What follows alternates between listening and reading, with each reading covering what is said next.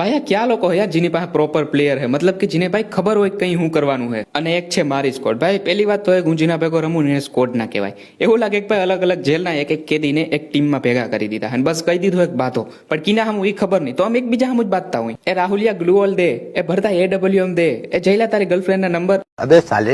બીજા લોકો ભાઈ લેન્ડિંગ કરે ને તો એની એક સ્ટ્રેટર્જી હોય કે ભાઈ પીકમાં લેન્ડિંગ કર્યું, ત્યાંથી થોડી ઘણી લૂંટ કરીને ક્લોક ટાવર જાઉં, પછી ત્યાંથી થોડી ઘણી લૂંટ અને કિલ કરીને ભીમા શક્તિ જાઉં. પછી આવે અમારી સ્કોડ, જેની ભાઈ દર મેચમાં એક જ સિમ્પલ સ્ટ્રેટર્જી હોય કે ભાઈ પીકમાં લેન્ડિંગ કરશું અને એ પછી આગલી ગેમ CS કરશું, કેમ કે અમને અમારી ઓકાત ખબર હે ભાઈ પીકમાંથી જીવતા તો નહીં નીકળી અમે. બીજા લોકોને ભાઈ પ્લેયર દેખાય ને તો એની લોકેશન ડિગ્રીમાં દે, ભાઈ 70 ઉપર બંધો હે અથવા તો 90 ઉપર બંધો હે. અમને કોઈ દી હું આવડું જ નહીં. અમારે આખા મેચની અંદર એ ભાઈ એરિયો, એ ભાઈ વાંગ્યો, એ ભાઈ ઓલી સાઈડ ગયો, આખા મેચમાં બસ એ જ હાલતું હોય. કાલે જ મેં મારા ટીમમેટ જયલાને કીધું કે ભાઈ 89 ઉપર બંધો હે, તો એ મને પૂછે કે ભાઈ 90 કેટલા ઓછા.